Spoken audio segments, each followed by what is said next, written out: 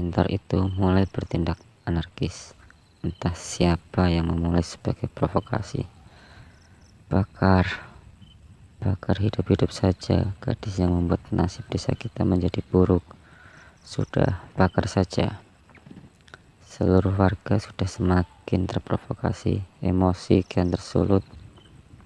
Ada beberapa orang yang membawa jerigen berisi bensin.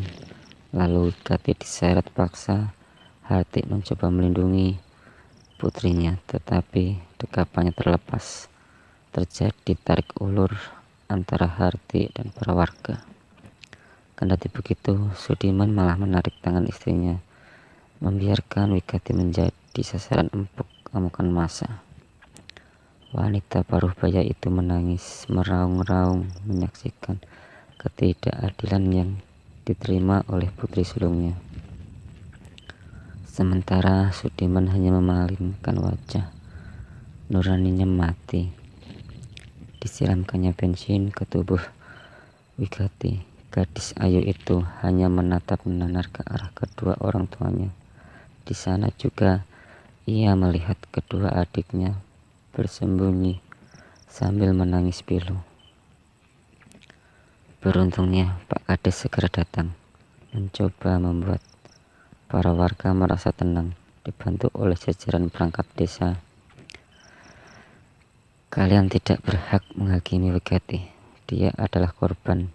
Yang patut disalahkan adalah para lelaki yang sudah menodainya.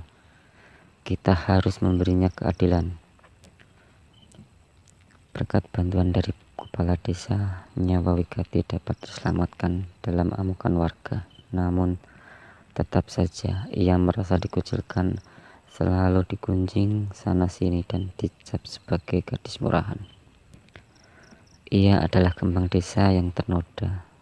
Parahnya lagi, bapaknya sangat membencinya. Terus-menerus meminta Wigati untuk menggugurkan janinnya.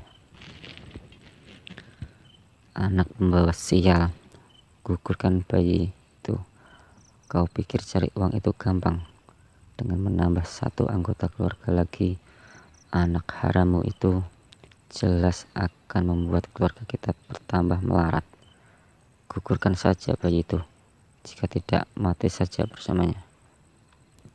Sudiman terus saja mengucapkan hal-hal yang menyakitkan. Psikis Wigati sangat terguncang. Wigati menjadi lebih pendiam, kerap kali menyendiri, menangis dalam diam. Pandangannya kosong. Wajah ayunya tampak uyu dengan rambut panjang tergerai berantakan. Belum lagi matanya yang sembab membuatnya tampak mengerikan. Saat Sudiman pergi, ibu dan adik-adiknya berusaha menghibur. Namun Wigati sudah terjerembab dalam kesedihannya yang tiada henti menyalahkan diri sendiri. Tepat di malam hari ia menyelinap keluar, berjalan menuju hutan dengan membawa tali tambang. Memperhatikan sekeliling, mencari pohon yang tepat. Dengan perut membesar, ia mencoba menagi pohon tersebut. Mengikat tali tambang dengan kuat, ia berniat untuk mengakhiri hidupnya. Sambil terisak, ia mengingat masa depannya yang teranggut. Calon suami yang jelas akan menolaknya mentah-mentah. Belum lagi segala hinaan yang ia terima. Belum lagi ia pasti merasa kebingungan bagaimana cara menjelaskan perihal kondisinya kepada pemuda yang teramat dicintainya itu. Ia hanya terisak mengarahkan tali tambang tepat ke lehernya, lalu mengalungkannya.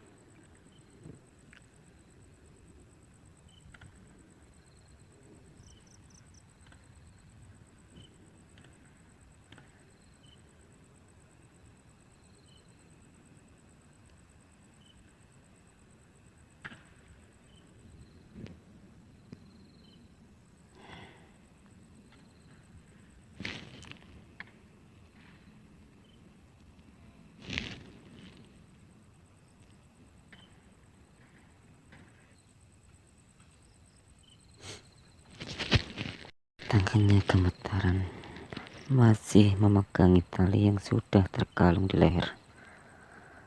Sempat terlintas bayangan ibu dan adik-adiknya. Memang hanya mereka yang menunjukkan kasih sayang dengan tulus. Namun tiba-tiba terlintas kemarahan Sudiman. Hati Wigati berkecamuk semangat. Paham jika perbuatannya itu tak terampunkan.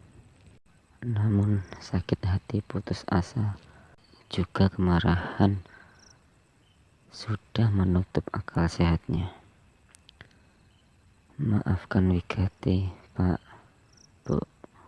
Maafkan Wigati, ucapnya berulang-ulang sambil terus terisak. Semua rasa ragu masih berusaha berhasil ia tepis.